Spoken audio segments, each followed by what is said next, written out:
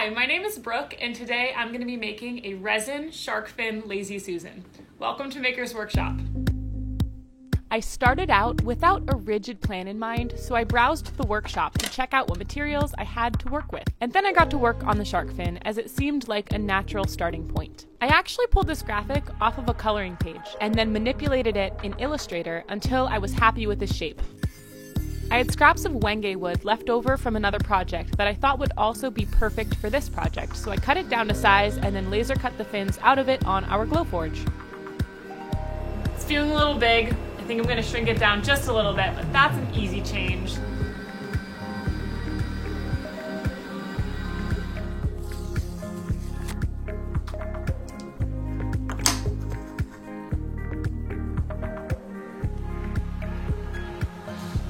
I tapered the front end of each fin on the belt sander to give them some dimension.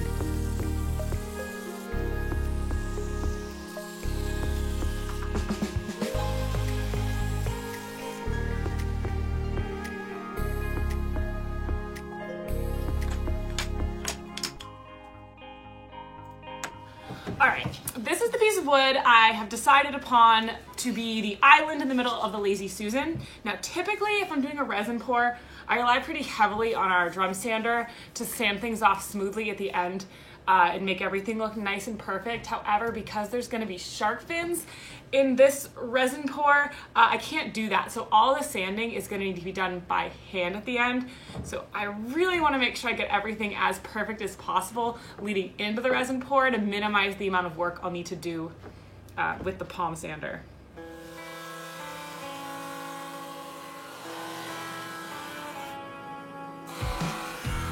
I quickly realized that the piece of wood I selected was pretty warped, so I cut a section from the end that I knew I didn't want anyway in hopes that it would make it a little bit easier to sand this down. It did help, however, I still ended up pulling this off the drum sander sooner than I otherwise would have because I was getting nervous it was going to start losing some of its shape. And the organic shape of this is a big part of why I picked this piece of wood in the first place. I took a moment to start laying out my shark fins with my island and sketched where I wanted to make one last cut on my piece of wood.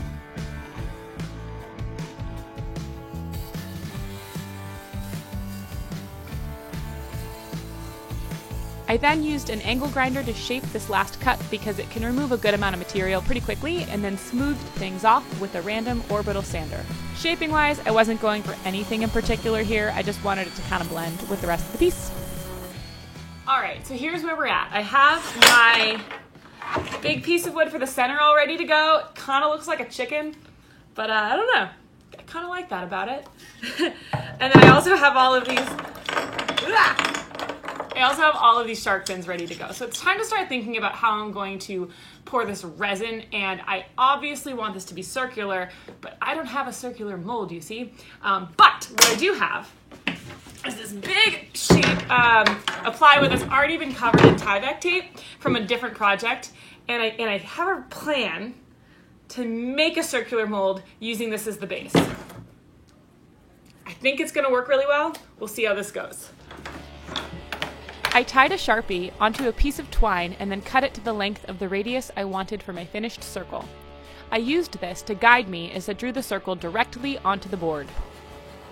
I cut a few squares of chipboard down the middle and then covered the straight edges of each long and narrow rectangle with SureTape. Resin doesn't stick to Tyvek or SureTape, so they're great for mold making. I allowed a bit of excess tape to hang off the edges so I could fold it over the sides, just for good measure. And then, off camera, I taped all of these into one long and skinny strip of chipboard covered in SureTape.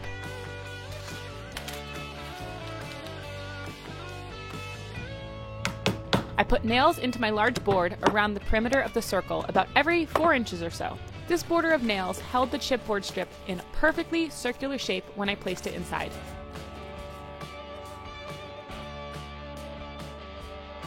I taped off the end of the chipboard with more SureTape and then sealed the bottom seam with hot glue on both the inside and the outside of the mold, leaving no room for leaks.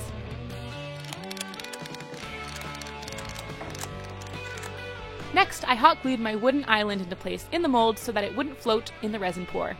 And then I hopped back onto Illustrator for a second to do a quick design for oval bases for each fin. I cut them and then sanded them to give them a more natural form. These bases served two purposes. Firstly, if the resin had any sort of transparency, I thought it would look best if there appeared to be some sort of shadow of a body below each fin rather than a fin free floating in nothing, and secondly, they helped to hold the fins up during the resin pour. I also hot glued the fins and their bases into the mold where I wanted them.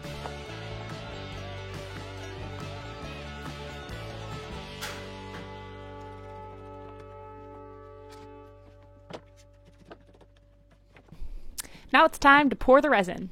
This is going to be outdoors on my back porch, so I went with Total Boat resin. This means that I need to fill the mold using multiple 1/4 inch thick layers. It's really important to do this with Total Boat resin, otherwise it'll heat up and cause some pretty aggressive bubbling and cracking that'll totally wreck your piece, which is no fun.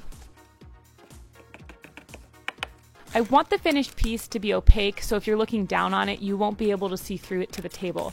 So my plan was to color the first pour pretty heavily with a mix of blue pigments. Mixing more than one pigment in a similar color family is a really simple step that builds a lot of dimension in the finished color. But this is the point of no return.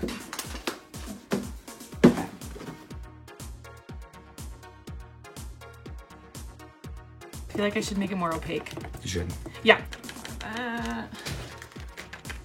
Ugh.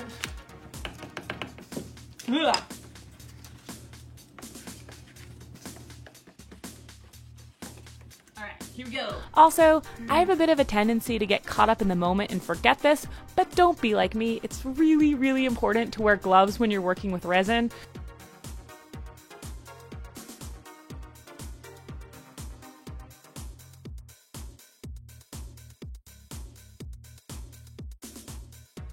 Looks really water-like. I was gonna go in with the, what is this, a wooden stick to mimic waves and stuff, but honestly the natural way that it flowed over everything is kind of perfect, so I don't really want to touch it.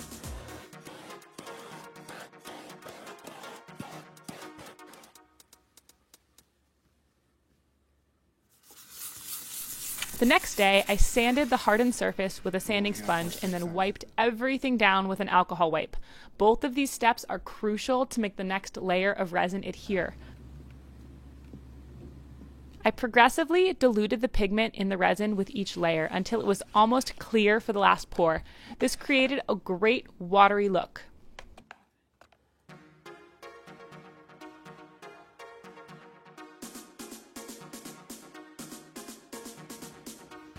Additionally, I wound up letting the island poke up above the resin because I liked the look of it, so I left it.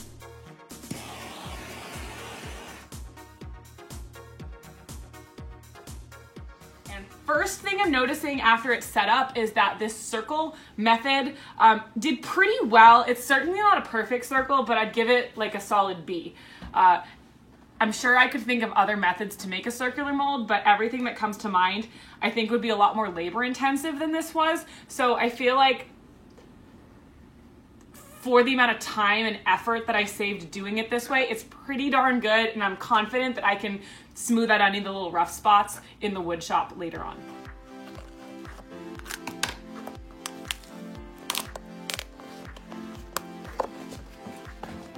The chipboard was really, really easy to get off because it was so flexible, which was great. I had to go back and pull off a couple sections of excess hot glue and nails, but even that was really simple. Then I got out a good old-fashioned crowbar to pry this thing off.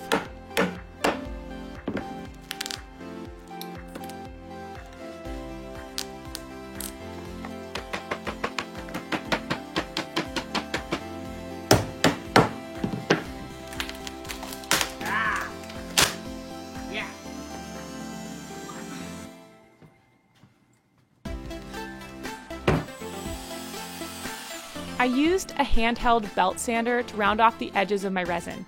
If you've ever sanded resin before, you know that it's a pretty nasty job. Luckily, it was a nice day out, so I took this whole operation outside, which I would advise doing as well if you have the option.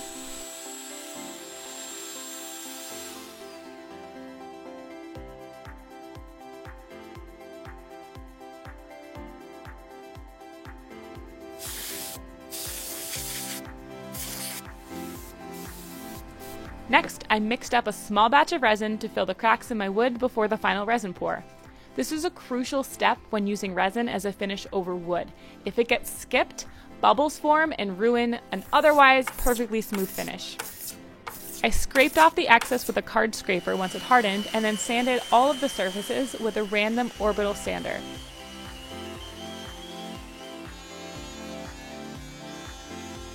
I wiped everything down with an alcohol wipe after that. Again, this is a really, really important step, especially before the final pour.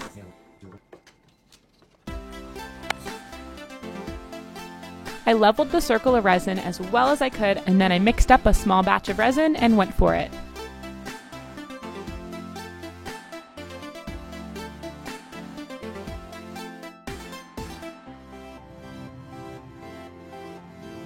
I'm using a foam brush to help scoot the resin around to avoid risking any potential bristles getting stuck in the resin. This resin self-levels, so as long as it's on a level surface, it does most of the work for you past this point.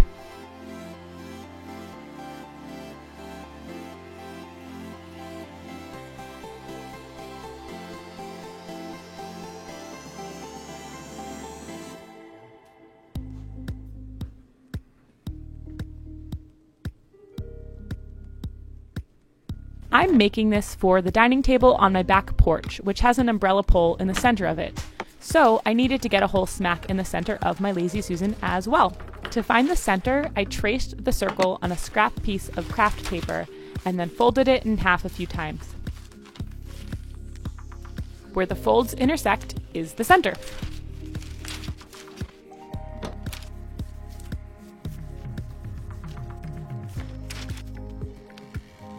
First things first, this needed a pilot hole.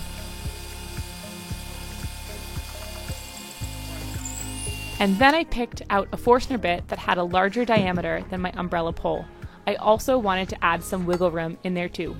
The bit was bouncing around a little bit more than I liked, partially because it's such a large bit, but also partially because it was really, really dull at this time. So I decided to add in a second pilot hole of sorts with a smaller Forstner bit. And then I went back to the big one again.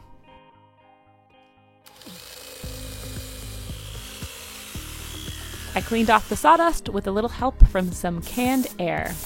And then I spent a little bit of time neatening up the underside of this. I wasn't too concerned with making it perfect because this is a project for myself and it's not going to be visible. But I did want to get off any major resin drips or sharp spots. Using my hardware as a stencil, I put 4 pilot holes into the underside of the Lazy Susan. I realized after my first hole that I would be really sad at this point if I drilled all the way through, so I added a mark on my drill with painter's tape to indicate a safe depth to drill down for the other 3. I then screwed the hardware in place.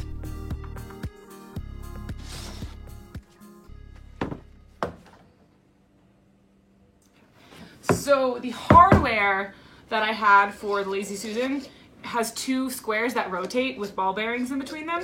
And I had originally been planning on making a second piece to secure the second square to, but I've got to be honest, it really, it's doing just fine without that. So I think I'm going to nix that part of my original plan and just let this be done after I just oil off these shark fins. I sectioned off each fin with painter's tape and then dabbed on some butcher's block conditioner. I used one that has beeswax in it to make it a bit more durable for the outdoors.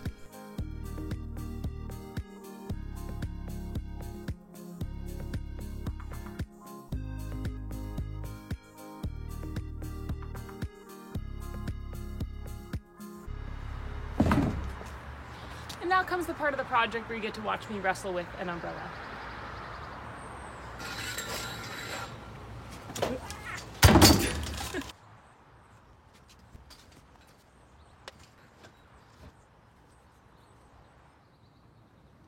And just like that, I had a new Lazy Susan, just in time for Shark Week.